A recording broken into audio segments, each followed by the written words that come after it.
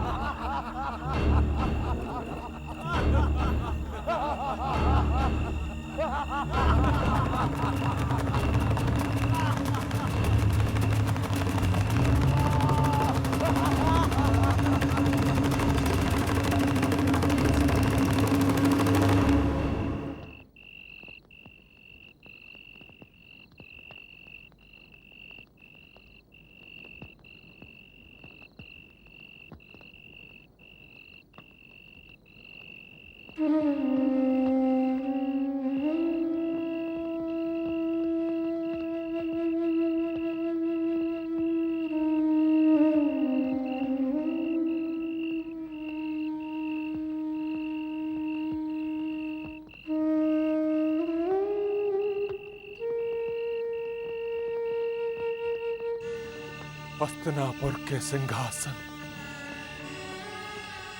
भरतवंश की महानता और हस्तिनापुर राज्य के गौरव के प्रतीक, मेरे पूर्वजों की धरोहर, मैंने श्वास की अंतिम लहर तक और रक्त की अंतिम बूंद तक तुम्हारी रक्षा का प्रण किया था।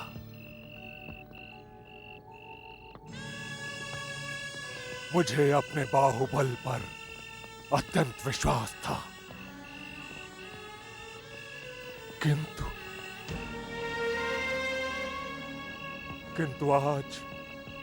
आज मैं स्वयं में दुर्बलता का अनुभव कर रहा हूं।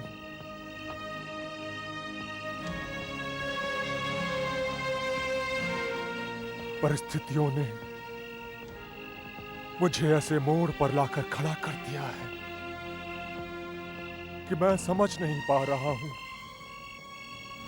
कि किस ओर जाऊं, किस ओर पग बढ़ाऊं। एक ओर धृतराष्ट्र का पुत्र मोह, दुर्योधन की हठ धर्मिता, तो दूसरी ओर पांडुपुत्र युधिष्ठिर, जो सिंहासन पर बैठने के योग्य है, सिंहासन का अधिकारी है। मुझे दुख है, जो भूल हुई उसमें मैं भी दोषी हूं।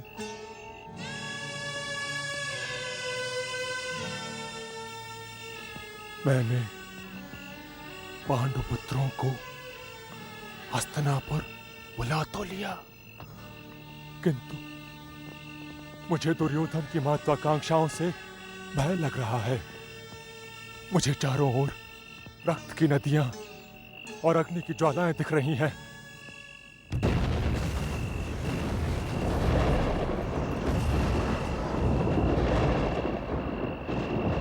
हे सिंहासन, मैं तुम्हारी रक्षा कैसे करूं?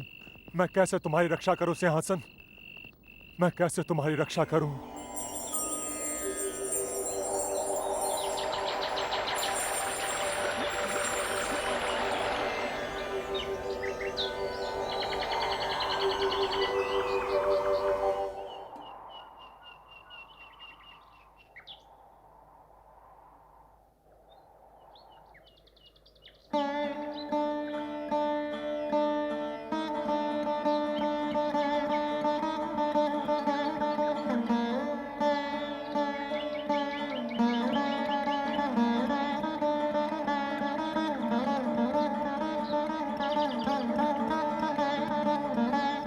महर्षि,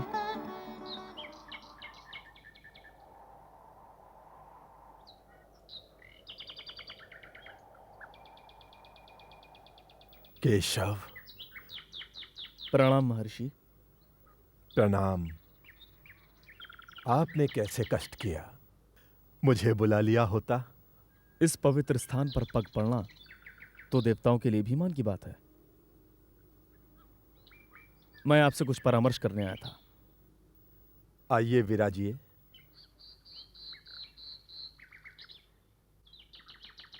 कहिए वासुदेव, मैं आपकी क्या सेवा कर सकता हूं? पांचाली की विदाई की घड़ी आ चुकी है महर्षि। वो अपने ससुराल में नवजीवन आरंभ करने वाली है। परंतु प्रश्न ये है कि उसके 5 पति हैं। जानता हूं केशव, यह घटना पहली बार घटी है और भविष्य में कदापि घटनी नहीं चाहिए। ये सब कैसे हुआ, क्यों हुआ, इस विषय में संसार अब तक कुछ नहीं जानता, परंतु शीघ्र ही सब जान जाएंगे। महर्षि, स्त्री के अधिकारों का हनन करना मेरे सिद्धांतों के विरुद्ध है। परंतु इस समय मेरे मन में केवल एक प्रश्न है कि विश्व की पहली पंचपतिका अपने आप को 5 पतियों में बांटेगी भी तो कैसे? महर्षि, यह प्रश्न स्वयं पांचाली ने मुझसे किया। मुझे तभी आपका ध्यान आया कि इसके लिए कोई विधान केवल आप ही निर्धारित कर सकते हैं।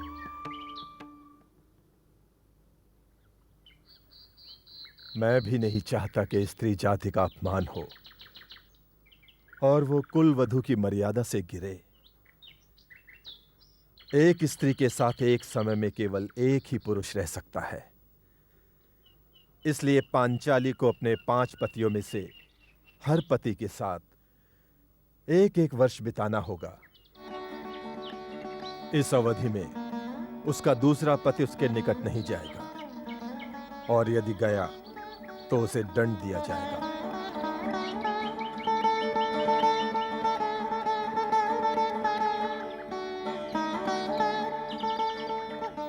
दंड?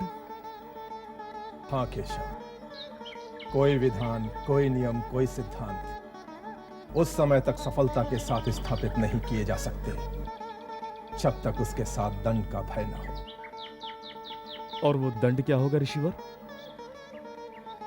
यदि एक पति के साथ रहने की अवधि में उसके किसी दूसरे पति ने उस कक्ष में प्रवेश किया जिसमें द्रौपदी और उसका पति विश्राम की अवस्था में है, तो उसे 12 वर्ष का वनवास काटना होगा। इस प्रकार द्रौपदी को भी अपना धर्म निभाने में कष्ट न होगा, और पांडुपुत्रों में भी संयम और नारी के प्रति मान सम्मान की भावना उत्पन्न होगी। आप धन्य हैं ऋषिवर, आपने मेरी उलझन को सुलझा दिया। अब मैं प्रसन्नतापूर्वक द्रौपदी को पांचाल से विदा कर सकूंगा। प्रणाम ऋषिवर।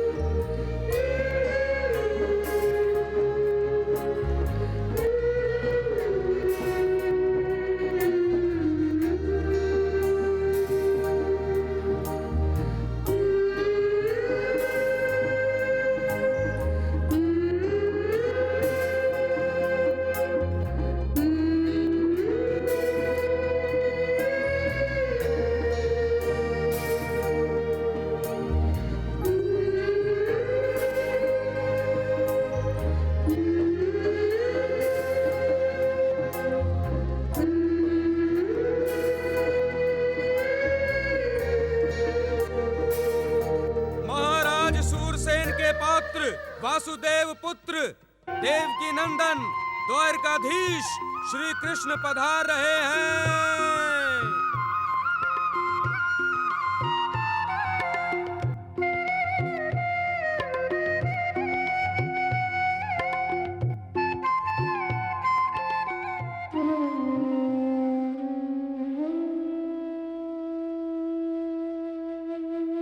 कृष्णा, आज का ये दिन प्रत्येक कन्या के लिए विचित्र दिन होता है, क्योंकि आज के इस दिन में सुख और दुख दोनों घुले होते हैं।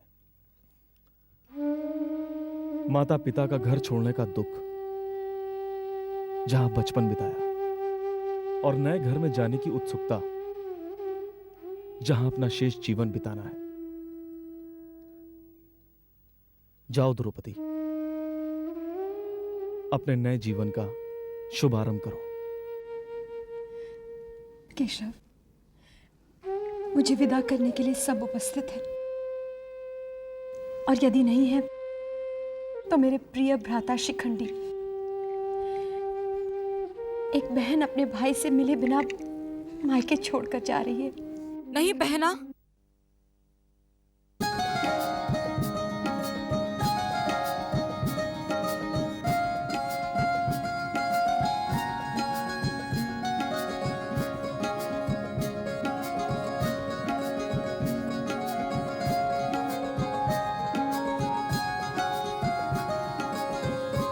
ये कैसे संभव है कि एक भाई अपनी बहन की विदाई की रीति निभाने ना आए? मैं आ गया हूं बहना।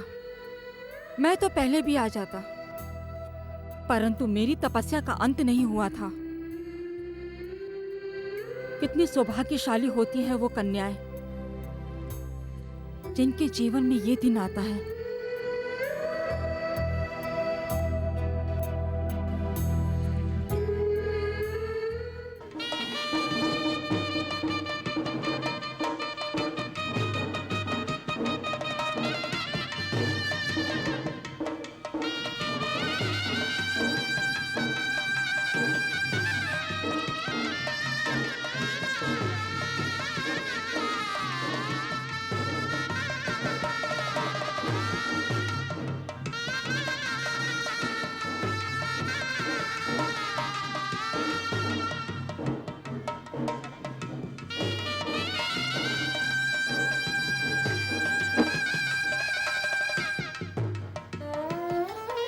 बहन, मेरी पुत्री दुख शब्द से भी परिचित नहीं है।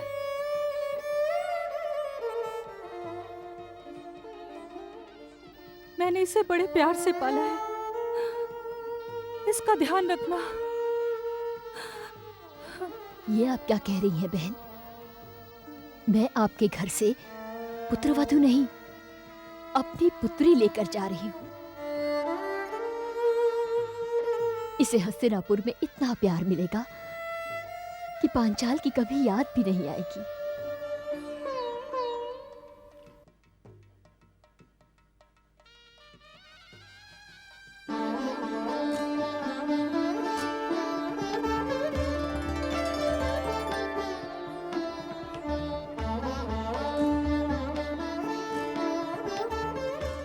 आपकी पुत्री कुरुवंश की कुलवधू बन गई है। संपूर्ण हस्तिनापुर आनंद विभोर है। प्रजा कुलवधु और पांडु पुत्रों को देखने के लिए व्याकुल है। संपूर्ण हस्तिनापुर पल के बिछाए प्रतीक्षा कर रहा है। हस्तिनापुर में पांडु परिवार की राह में कांटे बिछाने वालों की कमी नहीं है महात्मा विदुर। लाक्षागृह वाली घटना किसी से भी नहीं छिपी है।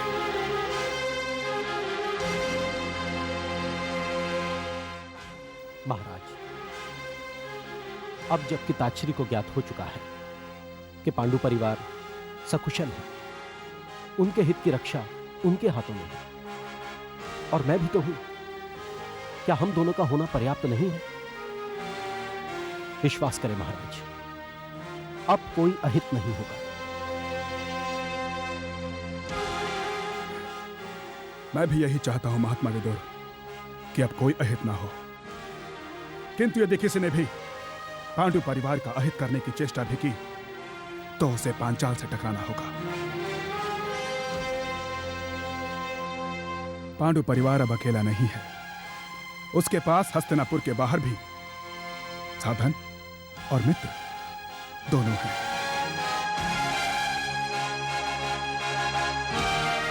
पुत्री, जाओ। ईश्वर तुम्हारी सारी मनोकामनाएं पूर्ण करे। पिताश्री, मुझे वो लक्ष्य भली भांति याद है जिसे पूरा करने के लिए मेरा जन्म हुआ है।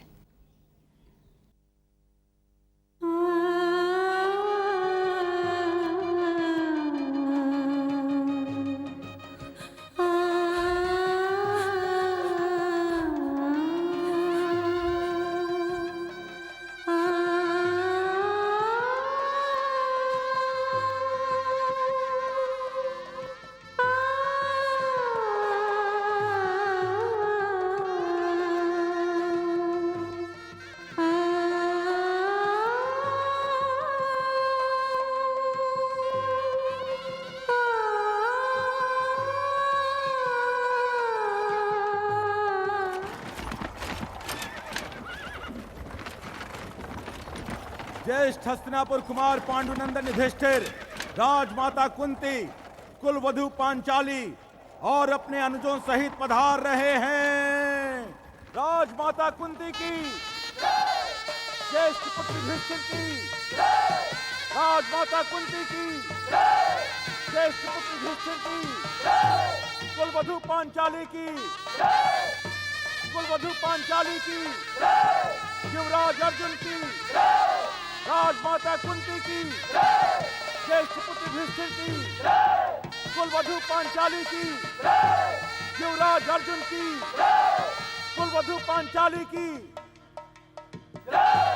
युवराज अर्जुन की, कुलवधु पांचाली की, युवराज अर्जुन की, कुलवधु पांचाली की, युवराज अर्जुन की, कुलवधु पांचाली की, ज्येष्ठ पुत्र युधिष्ठिर की, राजमाता कुंती की, कुलवधु पांचाली की, युवराज अर्जुन की।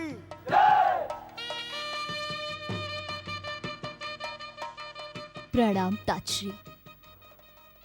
दीर्घायु भव पुत्रवधू। मैं तुम सबके स्वागत के लिए शब्द ढूंढ रहा हूं। तुम्हें बताना चाहता हूं कि तुम सबको यहां देखकर मेरे मन की क्या दशा है।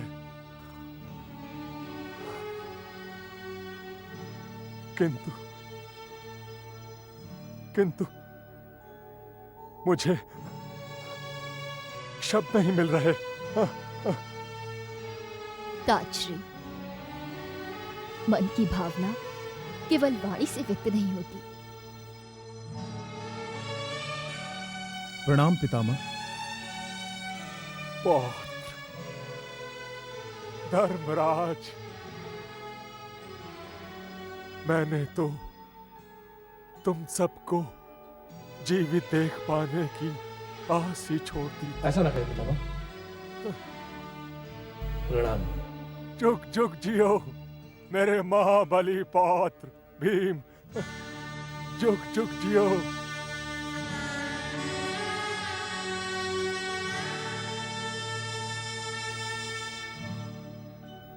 प्रणाम पितामह। पौत्र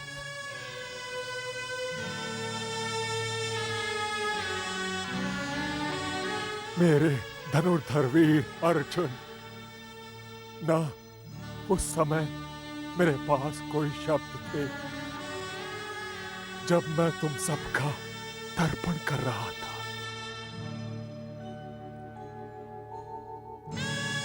और आज भी मेरे पास शब्द नहीं है जब मैं तुम सबको जीवित देख रहा हूं।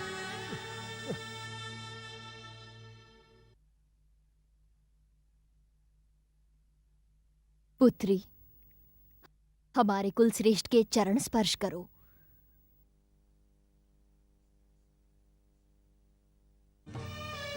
इनकी छत्र छाया में रहकर तुम्हारा जीवन सुखी हो जाएगा।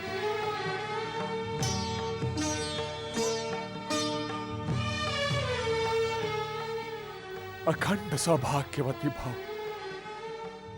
पुत्री, तुमने हमारे कुल की शोभा बढ़ाई है, हमारे कुल का गौरव बढ़ाया है। हमारा कुल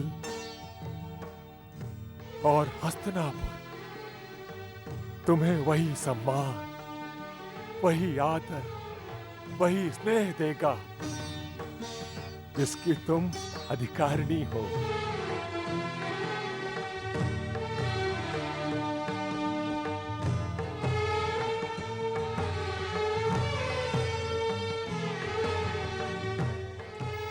पुत्री, ये भेंट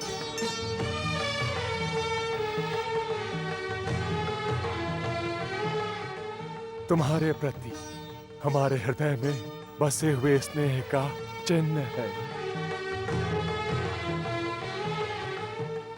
पितामह, आप युग पुरुष हैं, आप महात्मा हैं। धन्य है वो आंखें जिनको आपके दर्शन का सौभाग्य है। आओ पुत्री।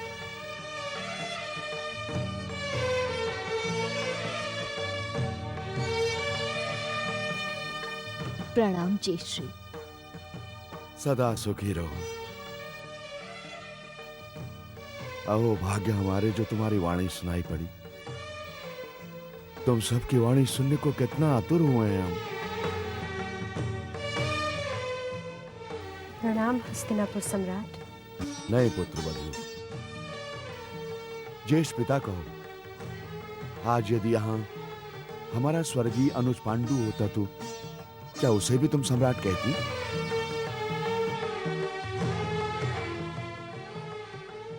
क्षमा करे तात। जीती रहो पुत्रवधू। पुत्रवधू हम तो देख नहीं सकते, किंतु तुम्हारी वाणी सुनने के पश्चात हम पूर्ण विश्वास के साथ कह सकते हैं कि तुम हमारे कुरुवंश का गौरव बढ़ाओगी। हस्तिनापुर में तुम्हारा स्वागत है।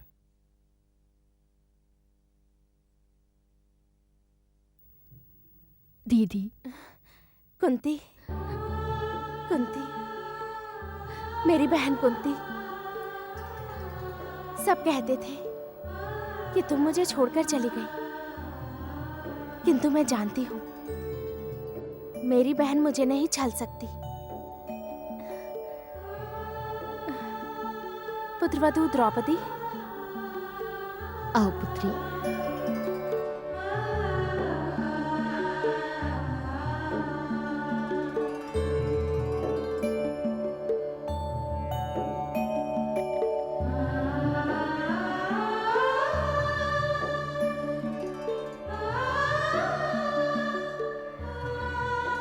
पहले मेरे अकेलेपन की भागीदार कुंती थी,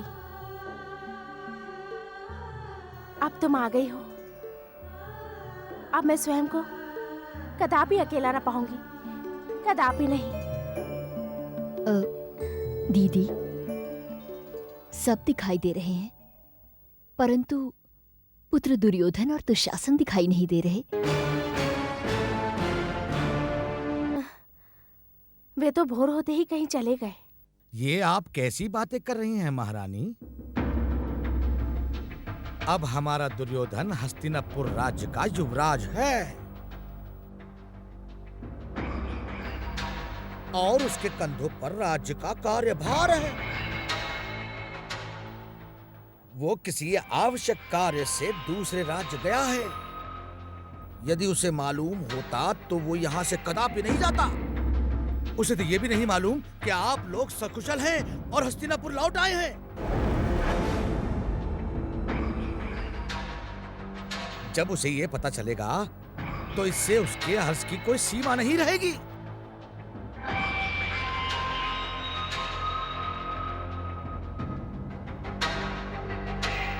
आओ पुत्री।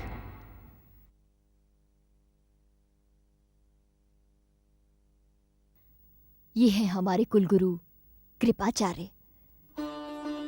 प्रणाम। दीर्घायु भव। पुत्री, तुम इस महान कुल की मर्यादा हो। तुम्हारे मंगलमय और शांतिमय जीवन के लिए मैं तुम्हें आशीर्वाद देता हूं।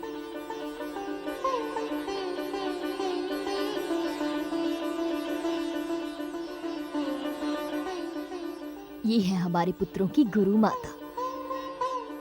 पुत्र दृष्टद्युम्न से सदैव तुम्हारे बारे में बातें होती रहती थी।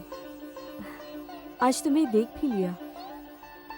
अखंड सौभाग्यवती भव।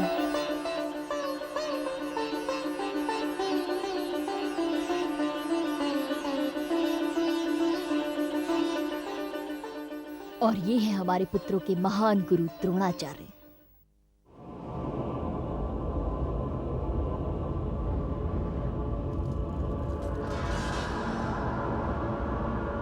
आयुष्मान भव।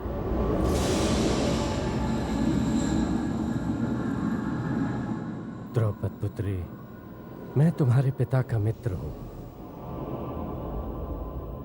और मेरे लिए तुम पुत्री समान हो। आचार्य, मुझे आशीर्वाद दीजिए कि मेरा इस कुल की वधू बनना सार्थक हो। मेरा आशीष है कि तुम्हारे मन की इच्छा ईश्वर अवश्य पूर्ण करे। कोटि कोटि धन्यवाद आचार्य। मुझे वो लक्ष्य भली भांति याद है जिसे पूरा करने के लिए मेरा जन्म हुआ है।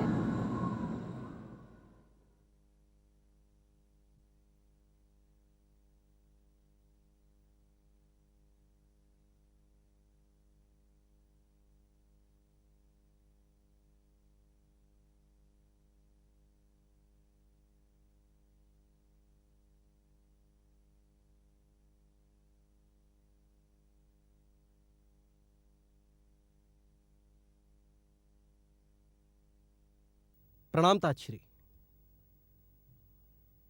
ये क्या? मैं तो समझा था पांडव परिवार के लौट आने पर आप हर्षित होंगे, परंतु आप तो चिंतित लगने लगे।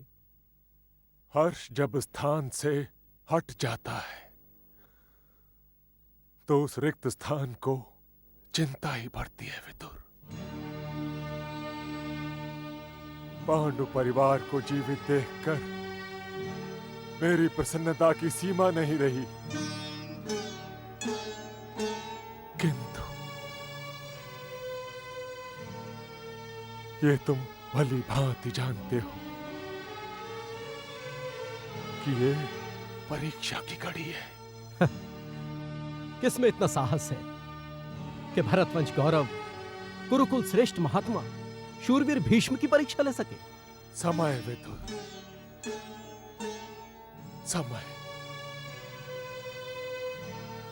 समय परीक्षा लेता है और इस परीक्षा में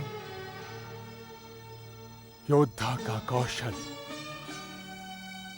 वीर का शौर्य और बलवान का बल कुछ काम नहीं कर पाता। समय तो आप जैसे युग पुरुषों की परीक्षा लेता ही है, फिर समय से कैसा भय? भय तो मुझे धृतराष्ट्र के पुत्र मोह से लगता है।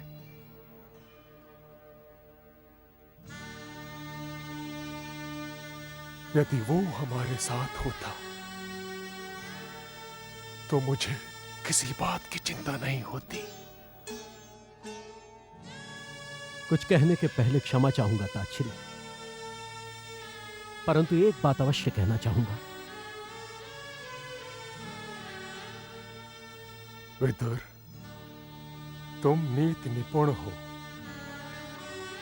मैं जानता हूं तुम्हारी कोई भी बात विचार शून्य नहीं होती। तुम जो चाहो कह सकते हो। ताक्षरी, कभी कभी मुझे लगता है महाराज धृतराष्ट्र के पुत्र मोह की आड़ में कहीं हम अपनी दुर्बलता को छुपाने का प्रयास तो नहीं कर रहे। विदुर, तुम्हारी भाषा में छुपे संकेतों को मैं समझ रहा हूं। बैठो। किंतु मेरी इच्छा है कि तुम जो कहना चाहते हो खुलकर कहो। भ्रम के लिए कोई स्थान शेष नहीं रहना चाहिए। ताजश्री, हम स्वयं कोई भी पक्ष लेते हुए घबराते हैं। हम सब कहीं ना कहीं अपनी भावनाओं के बंदी बन गए हैं। परंतु हस्तिनापुर किसी भी भावना, किसी भी मोह से कहीं अधिक महत्वपूर्ण है। हस्तिनापुर की रक्षा के लिए न्याय का पक्ष लेने से घबराना नहीं चाहिए। ठीक कहा तुमने विदुर। हमें हस्तिनापुर को बचाना होगा। हमें उसके भविष्य को बचाना होगा। हमें दोनों पक्षों के साथ न्याय करना होगा। नहीं हो सकता। युवराज के पद पर केवल भ्राताश्री का अधिकार है और यह पद इन्हीं को प्राप्त होना चाहिए। आप सब सुन लीजिए, युवराज के आसन पर केवल और केवल भ्राताश्री ही बैठेंगे। ये इतना सरल नहीं है पुत्र। क्यों सरल नहीं है माताश्री? क्यों क्यों सरल नहीं है?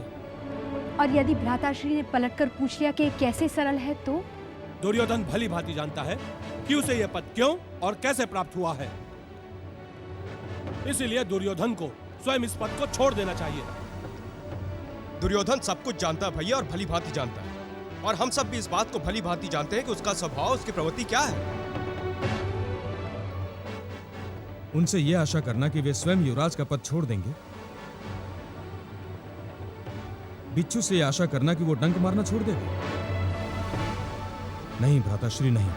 और यदि वे सद्बुद्धि से कार्य लेना चाहें भी, तो भी गांधार राज शकुनी उन्हें ऐसा करने कहां देंगे?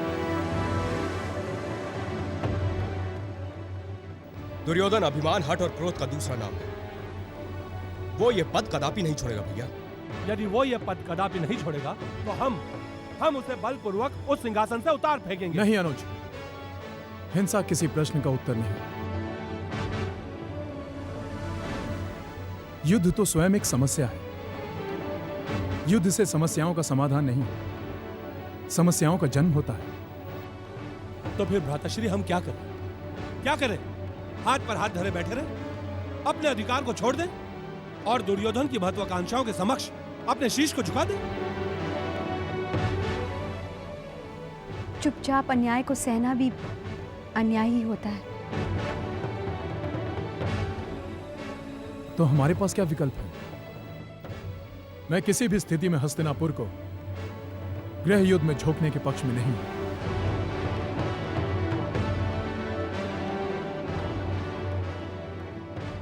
यदि यही करना होता तो हम लाक्षागृह की घटना के पश्चात कर लेते।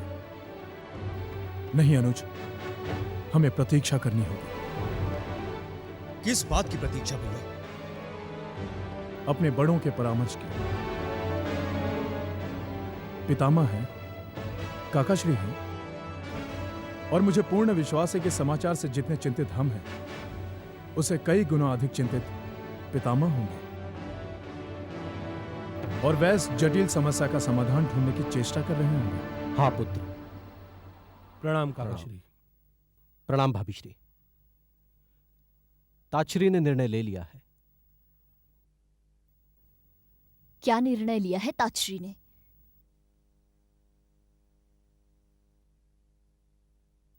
ये तो कल वे सभागार में ही बताएंगे। मित्र कर्ण। सुयोधन। कैसे हो मित्र? कैसे हो? सुयोधन। मित्र, पांडव पुत्र हस्तिनापुर आ चुके हैं। सुना उनका भव्य स्वागत हुआ। पांडवों का स्वागत हुआ मित्र। मामा श्री का कहना था कि उनके आगमन के समय में राजभवन में न रहूं। इसी कारण मैं तुम्हारे पास चला आया मित्र। मित्र, तुम्हारा स्थान वो है। मेरा जो कुछ भी है सब तुम्हारा है। ये घर भी, ये मन भी, ये प्राण भी, मुझे संसार में तुमसे अधिक प्रिय और कोई नहीं। मैं तुम्हारे लिए कुछ भी कर सकता हूं, कोई भी सीमा लांघ सकता हूं, परंतु तुम्हारी एक दुर्बलता मुझे दुविधा में डाल देती है। दुर्बलता? कौन सी दुर्बलता मित्र? तुम्हारा अपने मामा श्री गांधार राज शकुनी के प्रति असीम विश्वास। मुझे उनकी कोई बात फूटी आंख नहीं भाती मित्र। किंतु मामा श्री तो... मैं जानता हूं, मैं शत्रु पर सामने से प्रहार करने में विश्वास रखता हूं और वो सदैव पीठ पीछे छुपकर प्रहार करने में व्यस्त हैं। मेरा विश्वास करो मित्र, यदि मुझे उनके लाक्षागृह अभियान का ज्ञान होता तो मैं उसका कड़ा विरोध करता। तुम वीर हो, साहसी हो, युद्ध कौशल में निपुण हो, तो फिर सामने आकर प्रहार क्यों नहीं? और अब जबकि मैं तुम्हारे साथ हूं। तुम भ्राताश्री के साथ अवश्य हो अंगराज कारण, किंतु अब जो होने जा रहा है उसमें तुम्हारा साथ भ्राताश्री के किसी काम नहीं आ सकता। क्या अभिप्राय है तुम्हारा? क्या कहना चाहते हो तुम? हम केवल इतना कहना चाहते हैं कि हस्तिनापुर के भविष्य का निर्णय होने जा रहा है। वो निर्णय कि कल का युवराज कौन होगा, भ्राताश्री दुर्योधन अथवा कुंती पुत्र युधिष्ठिर। और तुम इस समस्या में केवल इस कारण से भ्राताश्री का साथ नहीं दे सकते कि तुम कुरुवंश के सदस्य नहीं हो। और फिर वही होगा जो पितामह भीष्म और काका श्री विदुर चाहते हैं, और ये सब जानते हैं कि वो दोनों क्या चाहते हैं। ऐसा नहीं होगा दुशासन, ऐसा नहीं होगा। मैं ऐसा नहीं होने दूंगा, क्योंकि मैंने पिताश्री को स्पष्ट शब्दों में कह दिया है कि यदि मेरे साथ अन्याय किया गया तो मैं उसी क्षण हस्तिनापुर राज सिंहासन के समक्ष आत्मघात कर लूंगा। नहीं मिला, कहीं नहीं मिला। धरती आकाश पाताल हर जगह ढूंढा किंतु कहीं नहीं मिला। कौन नहीं मिला मामा श्री, कौन नहीं मिला? तुम्हारे जैसा मूर्ख। भांजे, यदि तुमने आत्मदाह कर लिया तो समझो राजमुकुट उड़कर सीधा युधिष्ठिर के माथे जा टिका। क्यों? वो यूं कि तब तो उसका मार्ग सरल हो जाएगा, और जब प्रतिद्वंदी ही नहीं रहेगा तो उसे राज सिंहासन पे बैठने से कौन रोकेगा? और एक बात जान लो भांजे, कि वो यदि आसन पर बैठ गया तो तुमसे गिन गिन कर बदले लेगा। वो विष के लड्डू, वो लाक्षागृह तुम्हारे परिवार के हर सदस्य से बदले लेगा। मामा श्री, मुझे बताइए कि मुझे क्या करना चाहिए, बताइए। वैसे तो तुम्हारे प्राण प्रिय अंगराज करण के विचार मेरे विषय में कुछ अच्छे नहीं हैं, और सत्य पूछो भांजे तो इनके विषय में मेरे विचार कुछ स्वस्थ नहीं है, अस्वस्थ है। क्योंकि अंगराज कर्ण वीरता और मूर्खता दोनों को ही एक ही बात के दो नामों से जानते हैं। तो आहा भांजे, आहा, इनकी एक बात आज मेरे मन को भा गई। वो ये कि शत्रु पर सामने से प्रहार करना चाहिए, और मैं इनकी इस बात से 100% सहमत हूँ। मामा श्री, मुझे आपकी बात समझ में नहीं आई। कैसे समझ में आएगी भांजे? यदि समझ में आ जाती तो मैं ये ना समझ लेता कि मैंने कोई मूर्खतापूर्ण बात की होगी। छोड़िए इन बातों को मामा श्री, पहले समस्या का समाधान बताइए, बताइए। तो सुनो भांजे, तुम्हारे आदरणीय पितामह भीष्म ने युवराज नियुक्ति के निर्णय के लिए कल एक सभा बुलाई है, और सामने से प्रहार का मेरा अभिप्राय यह है कि तुम कल सबसे पहले सभागार में जाओगे और अपने आसन पर टिक कर बैठोगे, और विराजमान दुर्योधन को उसके आसन से हटाना किसी के वश में नहीं है। और पितामह भीष्म क्या आपकी... शांत हो जाइए कर्ण, शांत। वो भी नहीं हटा सकते, क्योंकि उन्होंने ही तो मेरे भांजे को शासन पर बिठाया था। क्यों भांजे? हाँ मामा श्री, कल सुबह मैं हस्तिनापुर के सिंहासन पर ऐसा टिकूंगा कि ये सब मेरे सामने टिक जाएंगे।